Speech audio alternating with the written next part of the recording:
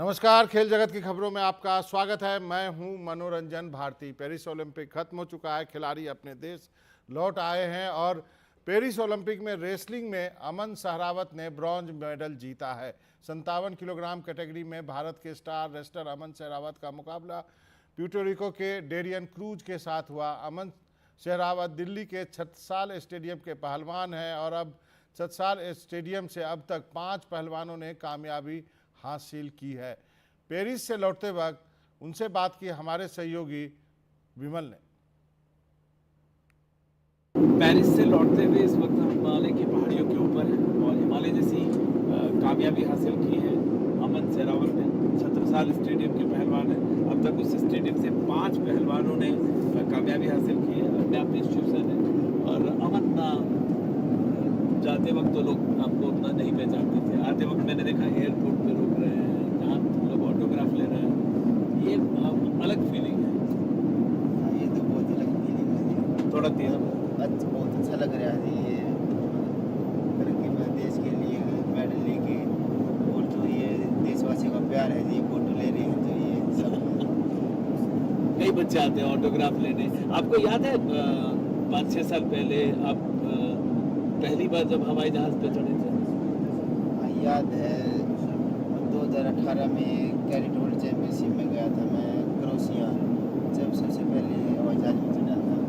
तो फिर पहले बचपन में सोचते थे भाई अगर वहाँ पर बेड पर लौटी अगर भाई हवाई जहाज वे गई एक हुआ गई एक वे गई, मतलब ऐसे करते थे। फिर आज हवाई जहाज में बैठे हैं।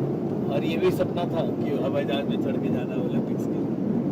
ओलंपिक्स के लिए नहीं, हमारा तो मतलब बचपन में छोटे छोटे थे जब, तो रेसलिंग शुरू की जब हवाई जहाज का ही सपना था, हवाई जहाज में बैठेंगे कभी।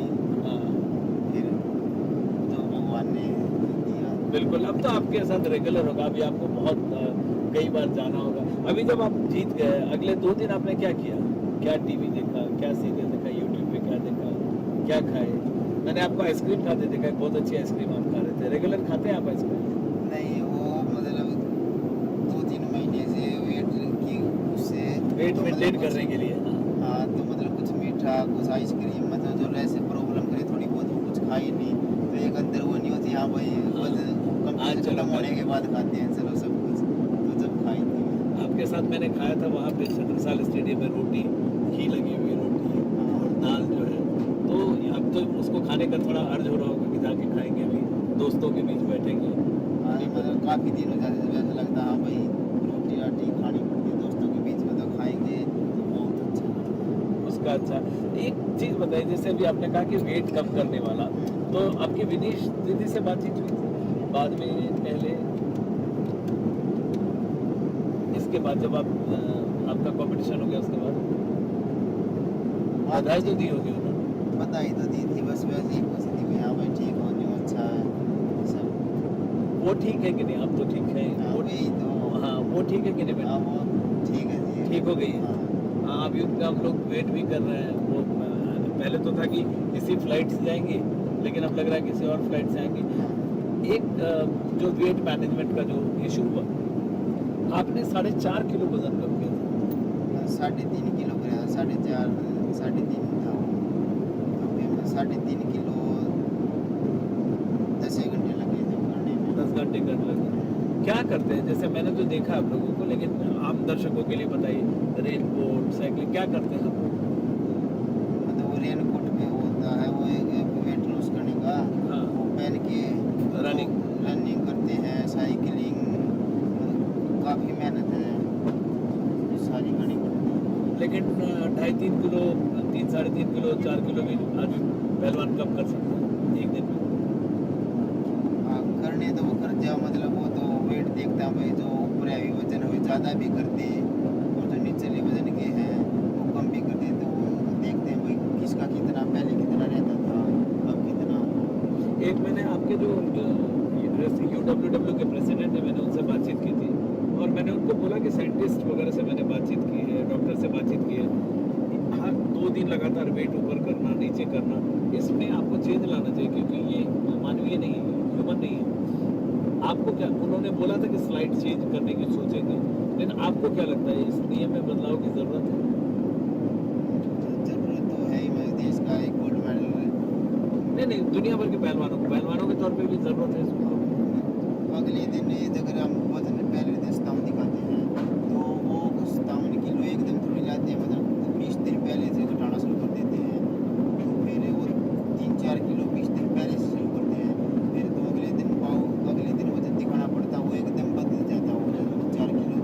तो नहीं बताएंगे, मतलब नहीं कमा रिकवरी करेंगे तो लड़ेंगे कैसे। तो फिर उसमें अगले दिन एकदम 10 घंटे पूरी रात जाके फिर अगले दिन वजन दे के कम कुश्ती लड़नी बहुत मुश्किल है। तो आपको लगता है चेंज होना चाहिए? चेन 2 किलो की छूट मिलनी चाहिए। 2 किलो की छूट अगले दिन 2 किलो की छूट मिलनी चाहिए।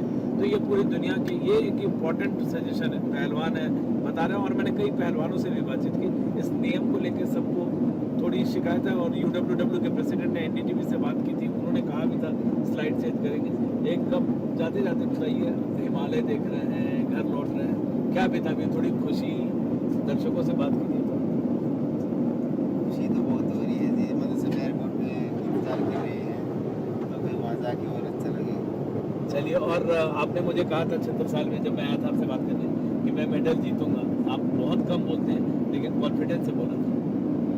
हाँ जी, वो मतलब वो ऐसा गया था भाई, मेडल जीतने की पूरी कोशिश करूँगा और मेहनत भी मतलब अच्छी हो रही है तो मेडल जीत जाऊँगा देश के लिए। और अब तो दुनिया भर के पहलवानों को देख लिया, अब आपको अमेरिका के लिए, लॉस एंजलिस के लिए क्या लग रहा है?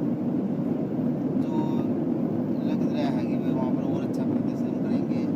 जो यहाँ पर कमी रही है वे छोटी कमी रही है, ज़्यादा तो कमी छोटी कमी बहुत दिक्कत कर दी थी इतने अपने लेवल पे। तो और जो कमी रही है उन पर काम करेंगे अभी पे। 2008 से लगातार कुश्ती का मतलब मान आपने गिरने नहीं दिया, लगातार भारत के लिए मेडल आ रहा। 2028 में हम गोल्ड की उम्मीद करें आपसे दर्शकों को। चलिए, तो ये कम बोलते हैं लेकिन इनका दाव जबरदस्त बोलता है। Thank you so very much Aman, हमसे बात करने को। और हवाई जहाज में हम NDTV के दर्शकों के लिए आपसे इंटरव्यू कर रहे हैं। Thank you so very much. और अमन सहरावत के कोच गुरु सतपाल का क्या कहना है, ये सुनाते हैं उनसे बातचीत की साक्षी ने। 5 मेडल आ चुके हैं छत्रसाल स्टेडियम से, कैसा लग रहा है, कैसी फीलिंग है? 6 बहुत खुशी है, बहुत ज़्यादा खुशी है। जिस तरीके से छत्रसाल स्टेडियम पढ़ाया था तो वो आज मेहनत रंग ला रही है। बस अब एक गोल्ड का सपना है, अब 2028 में देखो वो पूरा हो जाए, कोशिश करेंगे देश के लिए। बिल्कुल बिल्कुल सर। अमन के स्वागत के लिए क्या तैयारियां हैं? बहुत बड़े जश्न है, बिल्कुल पूरा सब, एक नहीं कम से कम हजारों स्वागत है। आज रास्ते में 20 जगह, अभी यहाँ से रोहनी में स्वागत है, छत्रसाल स्टेडियम में स्वागत है, तो अब स्वागत ही स्वागत है। जो उस बच्चे की मेहनत की। बिल्कुल बिल्कुल सर। विनेश के बारे में भी कुछ कहेंगे? नहीं, विनेश का भी बहुत दुख हुआ, उसने बहुत अच्छा प्रदर्शन किया। ठीक,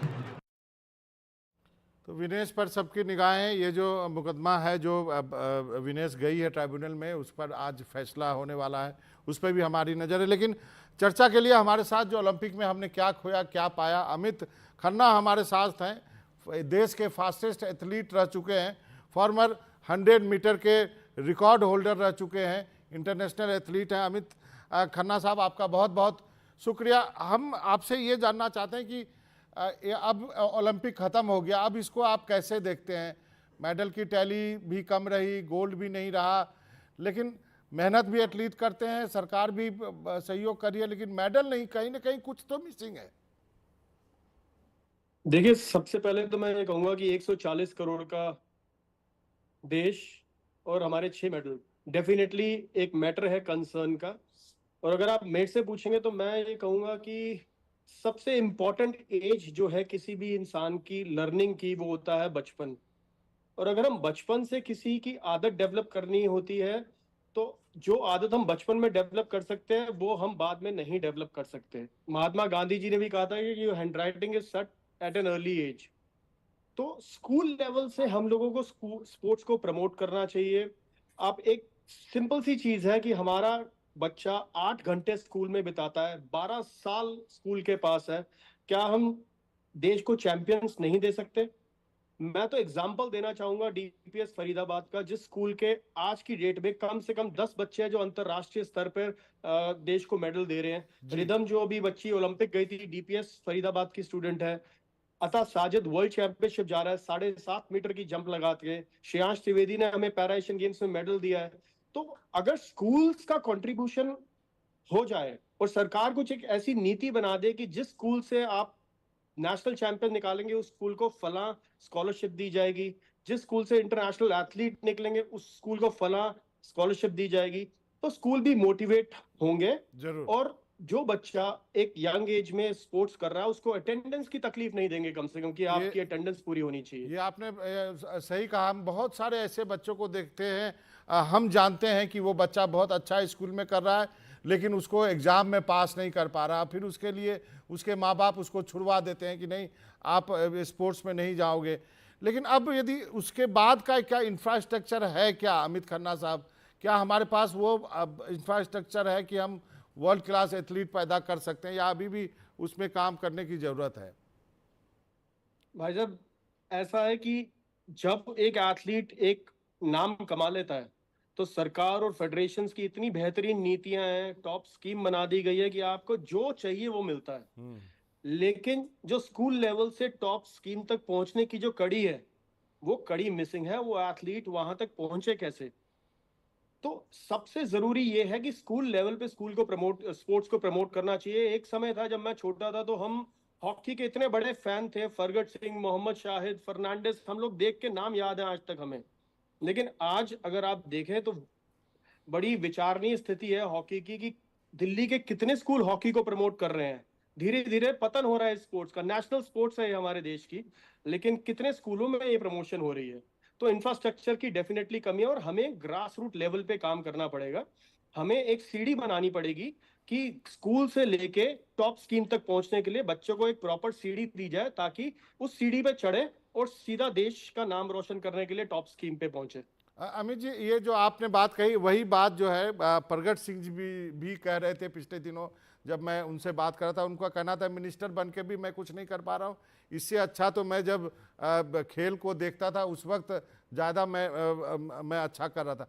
तो एक अंतिम का सवाल है कि सरकार भी खर्च कर रही है, फेडरेशन भी खर्च कर रहा है, तो फिर वो मिसिंग लिंक को जोड़ने के लिए आप जैसे लोगों को तो क्या आगे आना पड़ेगा? क्या आपके कोई सुझाव हैं वो हमारे दर्शकों को बताइए। मैं आईआईटी दिल्ली में मैं छोटे छोटे बच्चों को 6 साल से आगे उनको ट्रेनिंग करा रहा हूँ, लेकिन 90% बच्चों की ये तकलीफ है कि अगर हम प्रैक्टिस पे आते हैं तो स्कूल से अटेंडेंस का इतना प्रॉब्लम आती है कि आपकी अटेंडेंस कम हो रही है। अगर आप नेशनल जीत रहे हो, आप नीरज चोपड़ा से मेडल जीतने के बाद उसकी स्कूल की अटेंडेंस थोड़ी पूछी जाएगी। जिस आदमी का टैलेंट स्पोर्ट्स में है उसको थोड़ी सी रिलैक्सेशन तो दीजिए कि आपकी कम से कम अटेंडेंस का तो हम आपको लिबर्टी दीजिए। तो मैं ये कहूंगा कि ग्रास रूट लेवल से सीढ़ी और चैंपियन बनने के बाद तो करोड़ों रुपया सरकार दे रही है, करोड़ों रुपया एथलीट के पास आ रहा है, लेकिन चैंपियन बनाने में भी खर्चा करना चाहिए। चलिए अमित जी, आपका बहुत बहुत शुक्रिया, आप जुड़े हमारे साथ और बहुत ही सही बात और ईमानदारी से आपने बात की, बहुत बहुत शुक्रिया। तो ये थे अमित खन्ना जो कि इंटरनेशनल एथलीट रह चुके हैं, भारत के 100 मीटर के रिकॉर्ड होल्डर हैं, रह चुके हैं। एक छोटा सा ब्रेक लेते हैं, ब्रेक के बाद खेल जगत की और खबरें भी हैं हमारे पास, हम वो आपको दिखाएंगे। वक्त छोटे से ब्रेक।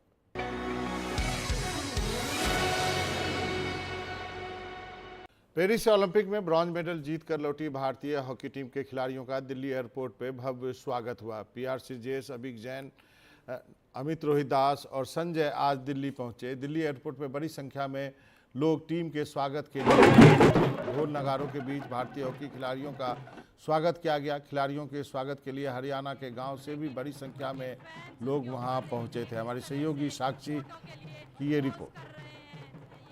52 साल बाद वापस आए हैं, ये कितनी खुशी है। और इस वक्त मैं दिल्ली एयरपोर्ट पर मौजूद हूँ और यहाँ पर हॉकी टीम आने वाली है। आपको बता दें, आधी हॉकी टीम पहले तो हॉकी टीम आ चुकी है, आने लगी है, धीरे धीरे आ जाएंगी। कुछ ही समय में हमें खिलाड़ी भी दिखना शुरू हो जाएंगे। ये देखिए, धीरे धीरे यहाँ पर आ रही है हॉकी टीम और उनके भव्य स्वागत की तैयारियां यहाँ पर की गई है। मैं आपको बता दूं, आधी हॉकी टीम पहले ही आ चुकी है और आधी अभी आनी बाकी है। इसमें पीआरसी जेस है, सुमित है, अमित रोहिदास है।